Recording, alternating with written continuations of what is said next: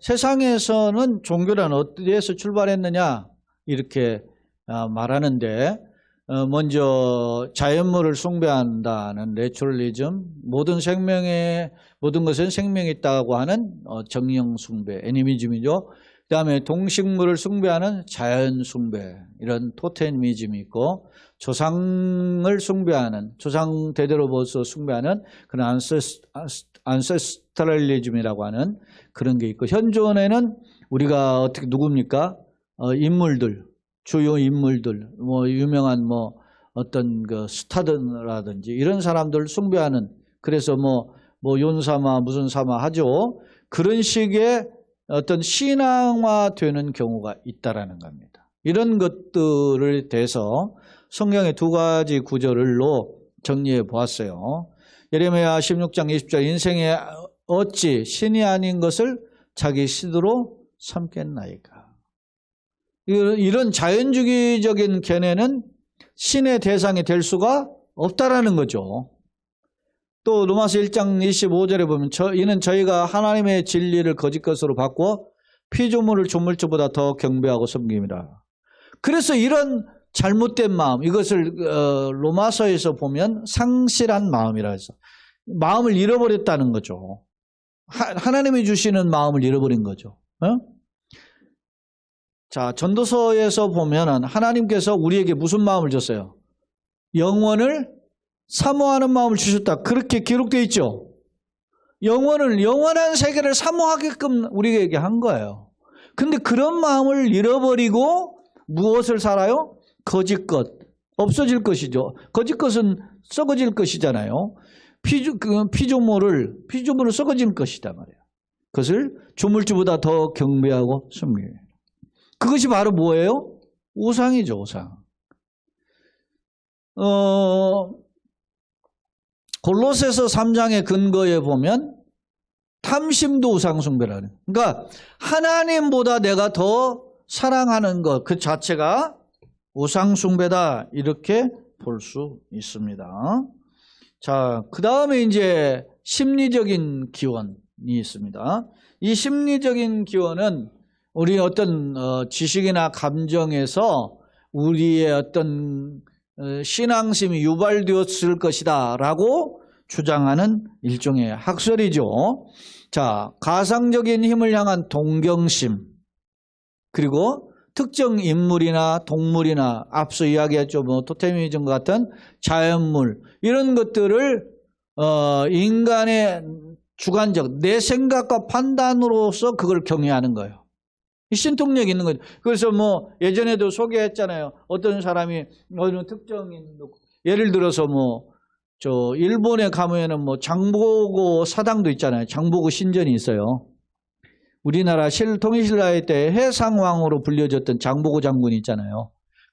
워낙 그분이 말이지, 그 해상을 통제하니까 일본은 바다에서 있는 섬나라에 있는 사람들은 장보고 장군이 최고구나 생각하고 장보고 사당을 만들어 심는 거죠.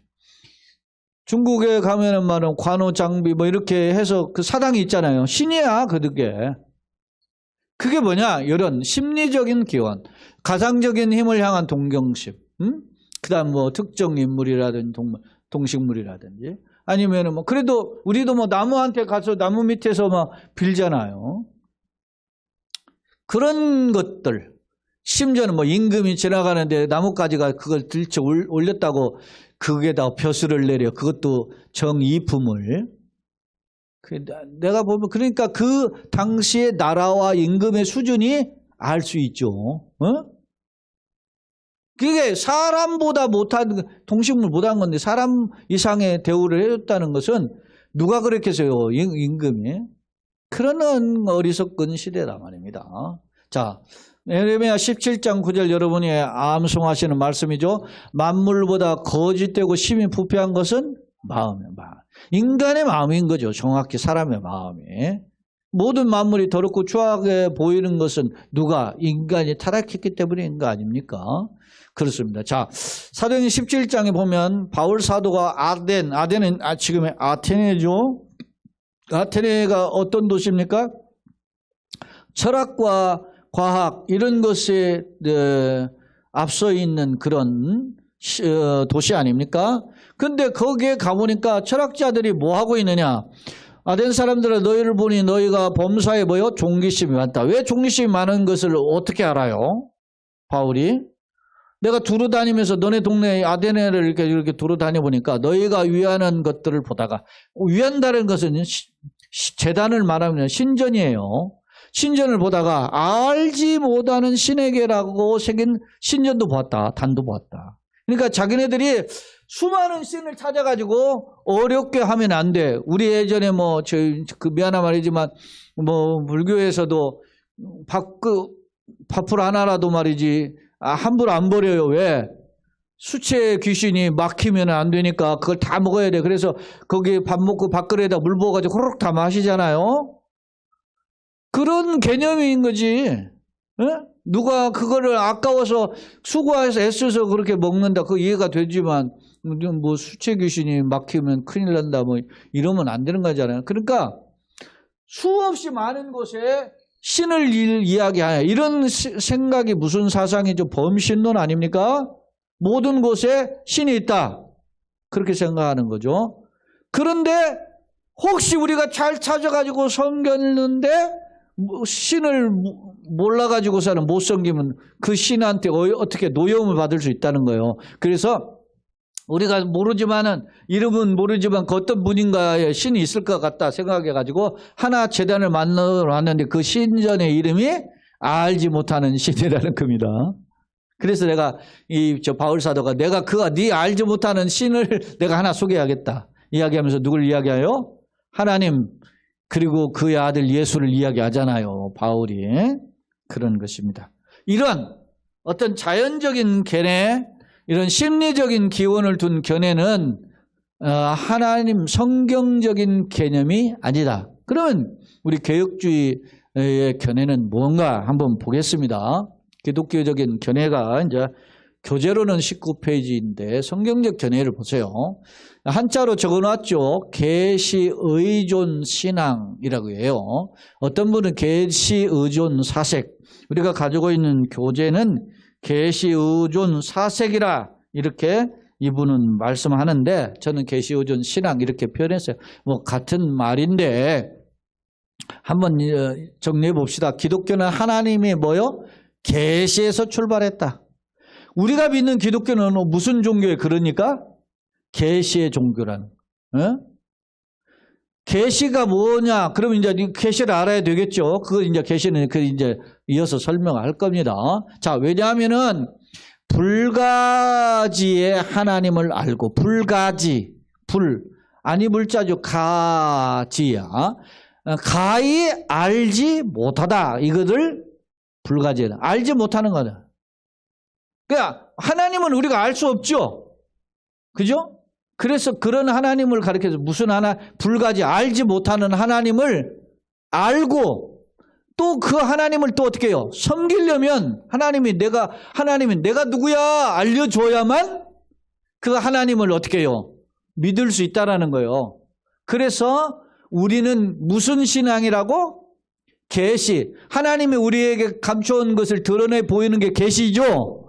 우리에게 하나님이 알려주시는 게 계시잖아요. 그래서 그 계시를 의존하는 신앙이 기독교라는 겁니다. 무슨 말 아시겠어요? 철저히 우리는 뭐에 근거해? 계시에 근거한다. 그래서 이러한 신앙을 계시 의존 신앙이라고 한다. 전도서 3장 11절 아까 제가 소개한 말씀이에요. 사람들에게 뭘 사모하는 마음을 줬어요? 영원한 세계, 하나님의 세계가 있다는 걸 사모하는 마음을 줬어요. 그래서 인간은 태어날 때부터 어떻게 해요? 돌아갈 곳을 생각하는 거예요. 영원한 나라. 예? 그게 본향이라는. 자, 요한복음 14장 26절에 성령 그가 너에게 모든 것을 가르치고 내가 너에게 말한 모든 것을 어떻게? 생각나게 하리라. 성령이 어떻게 하셔요? 인스피레이션, 조명, 감동해 주셔야만 된다는 거예요. 성령이 계시해 줘야 한단 말입니다. 한마디로. 자, 에베소 1장 17절 같이 읽어봅시다. 영광의 아버지께서 지혜와 계시의 영을 너희에게 주사 하나님을 알게 하시고. 무슨 영을 줘요? 지혜와 계시의 영. 지혜와 계시의 영은 하나님의 말씀을 깨닫게 하는 영이에요. 누가 이걸 하시죠? 성령님이 하죠. 그래서 성경은 무슨 책이에요? 성령의 기록한 책이잖아요. 하나님의 감동으로 기록돼요. 그러니까 하나님께서 아버지가 우리에게 누구를 보내주셔야 돼요? 성령님을 보내주셔야 그 성령님이 우리로 하나님이 어떤 분인가도 알고 하나님의 그 말씀의 계획들도 알게 하신다. 이것이 바로 기독교가 말하는 계시 의존 신앙, 계시 의존 사색이라고 한다. 그러면 자, 그 다음 한번 보겠습니다. 종교의 자리는 뭐냐? 그럼 종교는 아까 어디에서 출발하냐? 아하, 우리 종교가 잘못된 견해들부터 먼저 한번 볼까요? 일반적 견해. 근데 원래 이게 잘못된 견해라는 거예요. 종교는 우리 사람 중에 어디에 있다고 생각하는 거예요? 지식에 있다. 지식에서 출발한다. 이렇게 주장하는 학자가 헤겔이에요. 종교를 지식과 불완전한 철학으로 간주한다. 그래서 지식을 제일로 중요시한다고 해서 지식 제일주의다. 이렇게 표현을 제가 이렇게 적어본 거죠. 자, 그러면 우리의 종교는 종교의 자리, 종교의 처소, 종교의 좌소 그렇게 이야기하는데 우리의 신앙은 어디서 출발한다? 감정에서 출발한다. 그렇게 주장하는 견해가 있어요. 이거에 소위 슐라이얼마커라고 하는 학자인데 이 사람은 감정 중심으로 신앙을 보아요. 그래서 이런 감정 중심의 신앙은 어디에 빠져요? 신비주의에 빠져요. 그래서 이 슐라이얼마커는 신비주의적인 철학자예요. 절대자에 대한 자기 주관적인 느낌과 절대자에 대한 어떤 감정을 주장해. 그래서 내가 자꾸 뭐 하고 뭐 하면 그 감정에서 이렇게 딱 쓸려가지고 그렇게 하는 사람, 자기 느낌 가지고 자꾸 신앙을 해. 에? 그렇게 이야기하는 사람 많단 말입니다. 아, 내가 마음의 말이 생각해. 물론 하나님이 우리 마음속에 그 감정으로 그런 생각도 하게 하지만 그 감정을 가지고 자꾸 하나님의 뜻으로 이야기하는 사람이 있단 말이에요. 이거는 건강한 신앙이 아니다라고 하는 겁니다. 그런 사람 아까 슐라이얼마커가 신비주의라고 그랬잖아요. 열광주의. 이게 지나치면 열광주의에 빠지죠. 그 다음에 의지. 자기 의지로 따라서 믿으면 믿고 한다 이렇게 생각하는 것이 소위 말하면 칸트의 임마누엘 칸트라고 하는 철학자가 있죠. 도덕적 의무는 삶의 근본인데 종교의 목표는 실천적이다. 실천하지 않는 종교는 가짜다. 이렇게 이야기하는 거예요. 그러다 보니까 실천을 강조하는 신앙에도 뭐가 있죠? 율법주의 신앙이 있죠. 지켜야 된다, 뭐 해야 된다, 뭐, 이거 꼭 강요하잖아요. 하라, 하지 마라, 막. 유대주의자들이 율법주의자잖아요. 바울도 율법주의자였잖아요. 철저하게. 그런 사람들, 혹은 경건주의. 자꾸 도덕적으로 살려니까 어떻게 해야 돼? 내가 실수하고 넘어지면 안 되죠? 그러니까 그런 경건한 거, 절제하고 이렇게 사는 것이 진짜 신앙인 것처럼 하는 거예요. 우리 교회 내에도 이런 게 있어요. 율법주의적인 신앙, 경건주의적인 신앙. 그런데 지난번에 우리가 디모데 전서 4장을 지난주일 살펴봤잖아요. 육체 연습은 약간해 보여. 유익이 있지만 경건은 범사와 내세에 유익하다 그랬죠? 그러니까 그 경건이 뭐예요? 말씀과 기도란 말입니다. 자, 전도서 1장 18절에 보면 지혜가 많으면 번뇌도 많으니 지식을 더하는 자는 근심을 더한다. 그런 거예요. 지식이 많다고 그 사람이 종교심이 많다 그렇게 말할 수가 없어요. 그러니까 여러분 성경을 내가 많이 읽었다, 성경을 많이 하다, 성경 공부 많이 했다, 그 사람이 신앙이 좋다 말할 수 없어요. 뭘 아는 거예요? 하나님을 알 수 있는 기회를 많이 제공받은 거지. 그러니까 지식적인 신앙은 위험한 거예요. 감정적인 신앙도 위험해. 자기 의지만을 강조하는 신앙은 더 위험해. 왜? 교만해지니까. 나는 착하게 사는데 교회 다니는 것들은 저거 개판이던데 이렇게 이야기하잖아요. 그게 위험하단 말입니다. 자, 왜 그러냐?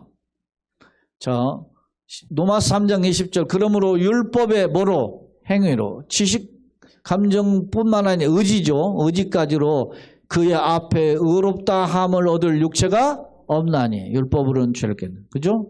아무리 착하게 살아도 그는 죄인이라 말입니다. 그게 그런 이게 종교의 자리가 일반적인 견해다. 이게 봅니다. 이게 이제 교재 여러분이 가지고 있는 22페이지, 23페이지에 있습니다. 그 다음 견해, 그러면 우리가 성경적인 견해는 뭐냐? 봅니다. 자, heart, 마음이라고 그랬어요. 자, 지정의라고도 할 수 있고, 마음, heart, 지정의, 전인격 다 같은 말입니다. 우리 이제 계획주의 견해인데, 이게 뭐냐? 너무 두리뭉실한 것처럼 보이는데, 자, 한번 봅시다. 믿음은 인간의 지식이나 감정, 의지만 따로따로 생겨요. 이 세 개가 다 어떻게 해요?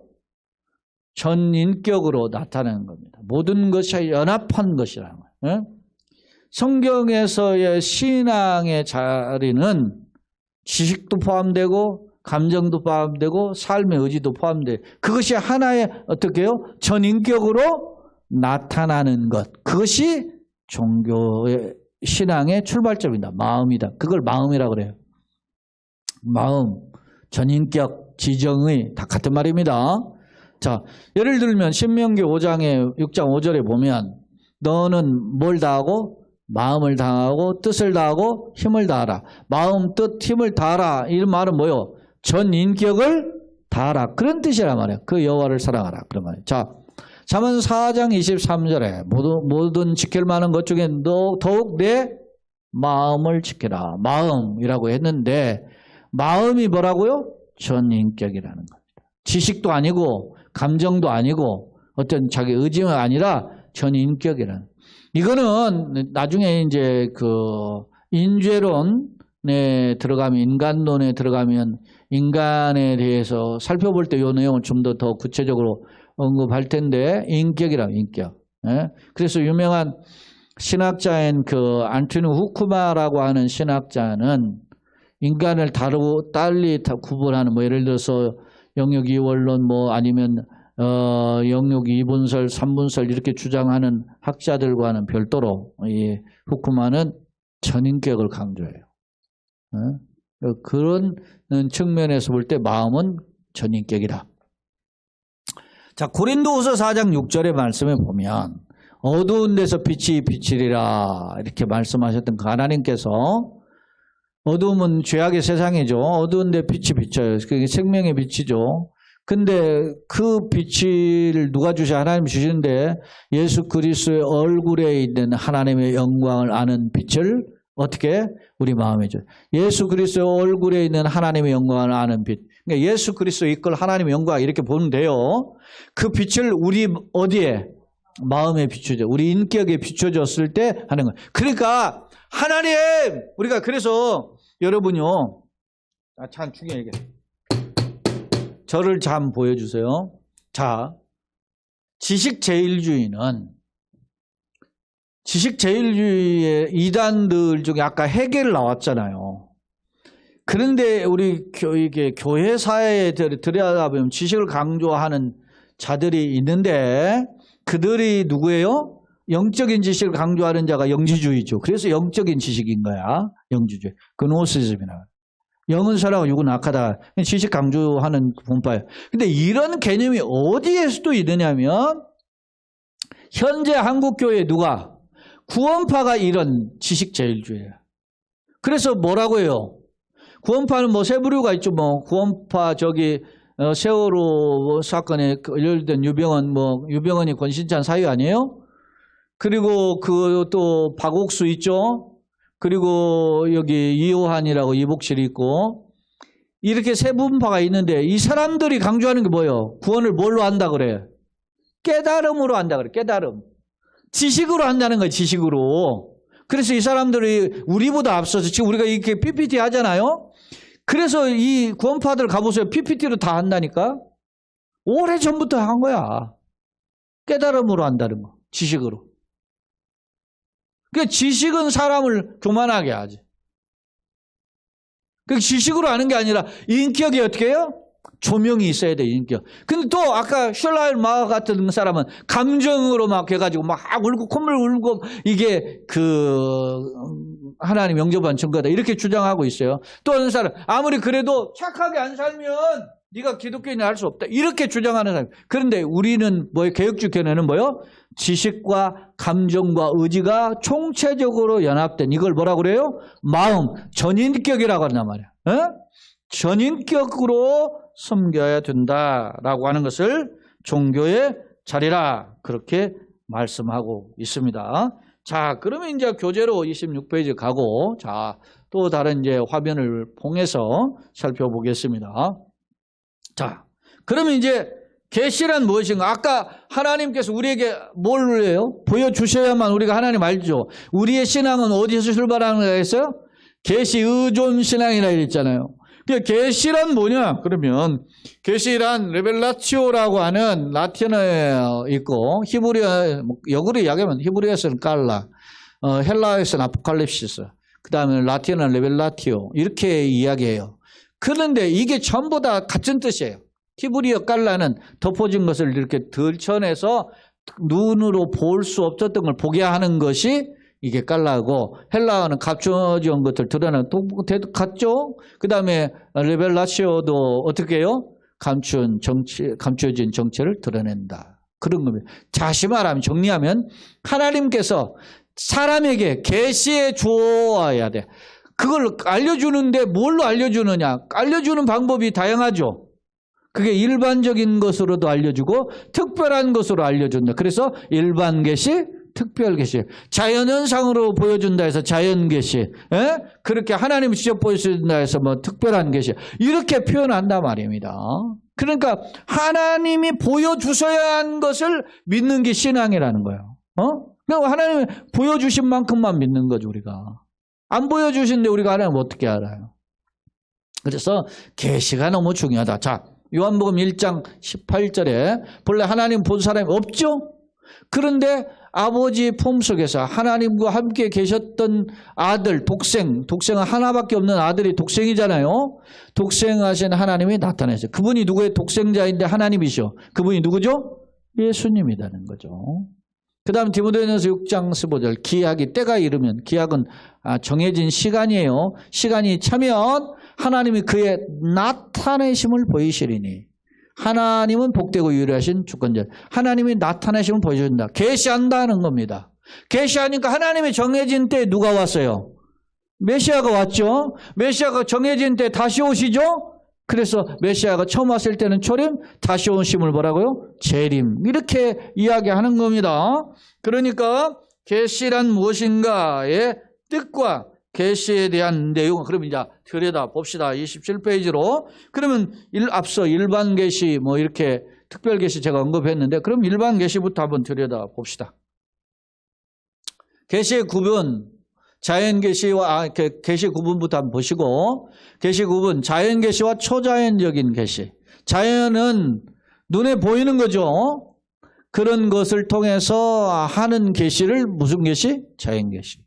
그 다음에 초자연 계시는 자연현상을 뛰어넘는 계시를 초자연 계시 이렇게 볼 수 있어요. 자, 유명한 제가 여러분이 가지고 있는 교재가 실형이지만 제가 원래 가지고 있는 교재가 또 하나 있어요. 그게 이제 조직신학이라는 책인데 그게 루이스 볼코프라는 분이 쓴 유명한 조직신학자인데 이분이 쓴 책에 보면은 자연은 하나님의 크고 작은 문자로 기록된 거대한 책과 같다 이렇게 표현했어요. 그러니까 자연을 볼 때 하나님이 그래서 주 하나님 지으신 모든 색 그러죠. 왜? 뭘 보고? 자연을 보고 하나님 이렇게 창조한다. 신묘막적하구나. 그리고 뭐 이렇게 가서 봤는데 외국 가서도 막 유명한 것을 보고 그럴 때도 뭐 그런 게 나오죠. 그게 하나님의 자연을 통해 우리 계시하는 거예요. 근데 그걸 눈에 보이지 않지만 뛰어넘는 하나님께서 사건들 중에 자연적 과정에 개입하셔서 특별하게 막 초자연적으로 개입하시는 것을 초자연 계시란다. 자, 이렇게 분류하는 부분이 있고, 하나는 일반 계시가 있고 특별 계시. 일반 계시는 하나님 인간과 사귐을 통해서 전달하는 계시다. 뭐 이렇게 표현한다면, 특별 계시는 특별히 죄인이 여기 중요해요. 죄인된 인간에게 하나님의 구속의 사랑을 구체적으로 깨닫게 하는, 알려주시는 계시를 뭐라고요? 특별 계시라고 한다. 이게 누가 이 일을 하세요? 성령께서 하죠. 성령께서 우리를 조명. 그러니까 성령이 하나님의 계시의 영을 주셔서 우리를 깨달아 알게 하시고 그 성령의 조명이 인스피레이션이라고 하죠. 자, 그러면 한번 이제 구체적으로 한번 들여다봅시다. 일반 계시와 이제 특별 계시가 있는데, 일반 계시는 그럼 뭐냐 하는 부분을 한번 들여다보겠습니다. 시간이 벌써 빨리 가는데 한 5분만 더 하고 마치겠습니다. 일반 계시는 하나님의 창조 안에서 인간에게 말씀하시는 것을 일반 계시라고 한다. 그래서 창조 안에서 계시하시기 때문에 혹자는 일반적인 것이, 창조를 누가 하셨죠? 하나님. 그래서 창조물을 통한 계시를 해서 자연 계시다 이렇게 표현하기도 합니다. 자, 시편 19편 1절에 하늘이 하나님의 영광을 선포하고 궁창이 그의 손으로 하신 일을 나타내도다. 자, 그냥 전부 자연물이 하나님의 작품이다 그런 말이죠. 하나님의 작품인데 우리 인간에게 보게끔 일반적인 자연물을 통해서 계시해 주신 것이다 이렇게 해석해요. 자, 넘어와서 1장 20절. 창세로부터 그의 보이지 아니하는 것들 곧 그의 영원하신 능력과 신성, 아버지 하나님 능력이 라는 말이죠. 정리하면 그가 만드신, 하나님이 창조하신 만물에 분명히 보여졌나요? 보여졌다. 계시해 주셨다. 그러므로 그들이 하나님이, 그러니까 자연물을 봐도 누가 있다라는 거예요? 하나님. 신이 없다라고 하는 것처럼 그 무식한 사람이 없는 거예요. 자, 요즘 자기 공부 좀 하고 좀 똑똑한 척하면 자기 무신론자라고 하는, 그것처럼 무식한 놈이 없는 거예요, 사실은. 그런 거죠. 그러니까 만물을 보고 하나님이 계시 딱 해준 거예요, 다. 하나님 누구라는 거. 근데 그것도 모르고 하나님 없다 그러면은 이게 답답할 노릇인 거죠. 흔히 우리가 코 쥐고 답답하다 그래요. 그런 사람을 가리킨 거죠. 그 다음 한번 계속해서 보겠습니다. 자, 아름답고 다채롭고 향기나는 꽃들로 단장한 지거를 보라. 반짝이는 빛들로 수놓은 하늘을 보라. 우리는 태양의 타오름 속과 별들 속에 반짝이는 하나님의 영광스러움을 볼지 않는가. 아하, 이 사람이 보잖아요. 꽃들을 보면서도, 하늘의 별을 보면서도, 타오르는 태양과 반짝이는 별들을 이렇게 보면서, 이야, 하나님의 작품이네? 하나님의 계시를 깨달은 거죠. 누가? 유명한 정교대였던 토마스 왓슨이 그런 말을 했어요. 그러니까 이런 고백을 하는 거예요. 하나님의 계시를 깨달은 거죠. 하나님을 알아가는 거죠. 자, 우리가 존 칼빈 선생을 한번 봅시다. 하늘의 찬란한 밤은 마치 배움의 전당에서 선생과 같이 하나님의 영광을 선포하고 있다. 수많은 별들을 보면서. 제가 예전에 이야기했잖아요. 우리 지구가 태양계에 속하죠. 수금주와 목토철의 명. 이걸 태양계라고 하는데, 계라고 하는 것은 소위 말하면 별들의 모임의 그룹이에요. 그런데 은하계인데, 은하계는 막 별들의 모임이 너무 많아가지고 뭐처럼 보여요, 지금? 구름처럼 보이잖아요. 근데 그 은하계의 별들은 소위 말하면은 수천억 개가 모여있다 그래요. 그런 별들이 모였는데 빨리 떨어져서 구름처럼 보이는데, 그런데 그 별들이, 은하계와 같은 별들이 우주 전체에 3,000개 이렇게 넘게 있다 그러잖아요. 그러니까 상상할 수 없는 거죠. 그러니까 첨성과 별을 연구하는 사람들도 그걸 통해서 하나님의 계시를 발견해야 된다는 거죠. 자, 하지만 일반 계시에는 초자연적인 방법도 있어요. 예를 들면 이런 거, 창세기 20장 3절에 그 밤에 하나님이 아비멜렉의 현몽, 꿈으로서 초자연적인 방법. 이게 특별한 계시는 아니에요. 꿈으로서 이렇게 알려줘요. 그 얘기 이르되 네가 데려간 이 여인을 말너 죽으리니. 이게 지금 아비멜렉이 아브라함의 아내 사레를 데리고 갔다가 하나님이 말이지 너무 꿈을 통해서 알려주시죠. 이런 것도 일반 계시에는 이런 초자연적인 방법도 일부 있다. 그런 것입니다. 자, 그 다음 하면 보면, 자, 이것만 하고 마치겠습니다. 일반 계시의 불충분성. 그런데 일반 계시가 이렇게 하나님의 자연을 통해서 보여주셨는데 불완전하다는 거예요. 뭐가? 자, 세 가지 정리해봤어. 죄가 일반 계시를 변경시켰고 인간이 일반 계시를 받을 수 있는 능력도 변경시켰다. 또 일반 계시는 하나님과 영적 사실을 신뢰할 만한 지식을 전달하지 못한다. 세 번째, 일반 계시는 기독교 신앙을 위한 토대로 불충분하다. 다시 말해 정리해보면 일반 계시로는 자연 계시죠. 하나님의 계시의 지극히 뭐에 불과해? 일부분에 불과하다. 때문에 천문학을 했다고 해도 창조물을 다 할 수 없죠. 특히 죄 때문에 하나님의 계시가 가려져서 우리 구원의 유일한 길이 누구죠? 예수님이죠. 예수님임을 알지 못하게 일반 계시로는 알 수가 없어요. 무슨 말 아시겠어요? 그래서 무슨 계시가 필요하다는 거예요?